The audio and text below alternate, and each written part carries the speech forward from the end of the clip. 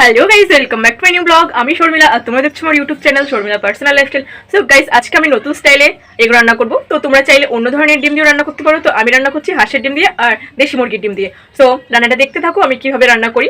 নতুন স্টাইলে ডিম রান্না করার জন্য এখানে আমি দিয়ে দিয়েছি ডিম সিদ্ধ আর টমেটো সিদ্ধ। তো টমেটোটা সিদ্ধ হয়ে গেছে, আমি এখন বাটিতে নামিয়ে নিয়েছি। এটা এখন ছাড়িয়ে তারপরে মাখিয়ে নিতে হবে।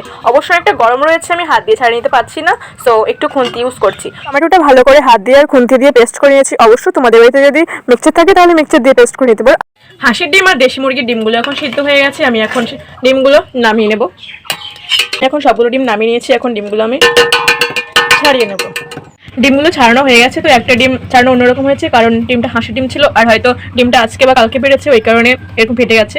আর ডিমটা আমি এখন ভাজা করে নেব। ভাজা করার জন্য এগুলো হালকাভাবে একটু যদি চিড়িয়ে দিই বা কেটে দিই মাঝখান দিয়ে, তাহলে ডিমটা আর ফুটবে না তেলের মধ্যে, ওই কারণে একটু করে ফুটো করে দিচ্ছি। তোমরা চাইলে চাকু দিয়েও কেটে নিতে পারো, তো আমি আর চাকু আর বটি ধরলাম না।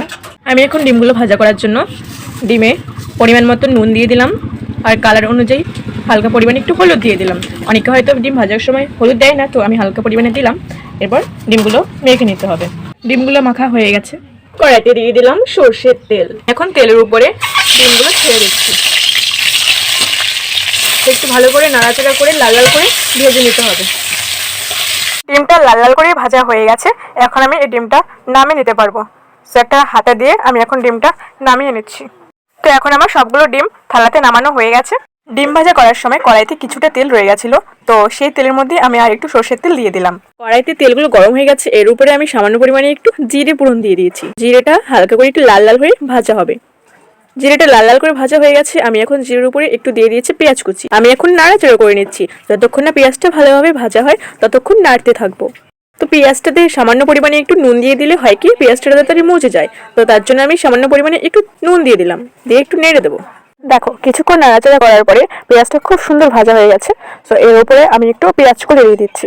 কিছুটা পরিমাণে পেঁয়াজ কলি কেটেছিলাম, সো সবগুলো পেঁয়াজ কলি দিয়ে দিচ্ছি। এখন আমি পেঁয়াজ কলিগুলোকে ভালোভাবে নেড়ে চেড়ে ভাজা করে নেব। অবশ্যই সামান্য পরিমাণে একটু লবণ দিয়ে দিলে তাহলে ভাজাটা তাড়াতাড়ি হবে। তো একটু পরিমাণে লবণ দিয়ে দিলাম। এখন দেখো পেঁয়াজ কলিটা ভালো করে ভাজা হয়ে গেছে সুন্দরভাবে। এখন যে আমি টমেটোটা যে পেস্ট করে রেখেছিলাম সেই টমেটোটা আমি দিয়ে দিলাম, দিয়ে নাড়াচাড়া করে নিই।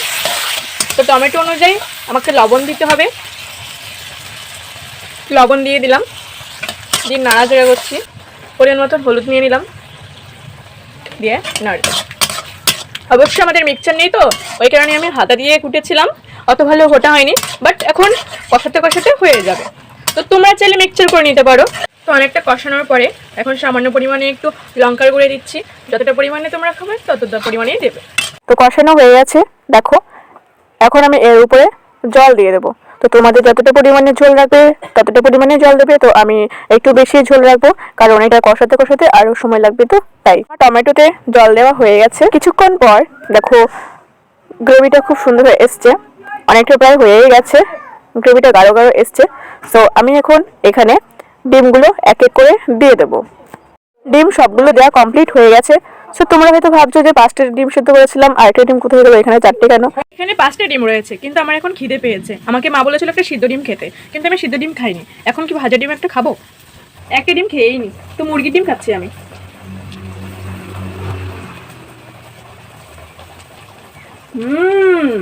একটা ডিম কমে গেল আর 4টে ডিম রয়েছে এখানে। সো দেখতে টেস্টি লাগছে আর তরকারিটা প্রায় হয়ে গেছে। সুন্দর গন্ধ আনার জন্য আমি সামান্য পরিমাণে একটু মিট মশলা দিচ্ছি। তো মিট মশলা দিলে হয় কি মাংস মতন গন্ধ করে, টেস্ট লাগে খেতে, ওই কারণে মিট মশলা দিলাম। তো একটু নেড়ে চেড়ে একটা থালা দিয়ে ঢাকা দিয়ে দিচ্ছি। 5 মিনিট পর ঢাকা উল্টিয়ে দেখছি যে কিরকম হয়েছে নাকি। সো অনেক ধোয়া বেরোচ্ছে, খুব সুন্দর লাগছে আর তরকারির কালারটা খুব দারুণ এসছে, গ্রেভিটাও খুব সুন্দর হয়েছে। সো এখন তরকারিটা রান্না কমপ্লিট, এটা আমি এখন নামিয়ে নিতে পারবো। নিউ স্টাইলে এগ রেসিপি রেডি। রান্নাটা কিরকম হলো যদি পারো তাহলে একটু কমেন্ট করে জানিও। সিম্পল ভাবে যেভাবে পারলাম সেভাবে রান্না করলাম। এই রেসিপিটা ভালো লাগলে অবশ্যই একটা লাইক করো।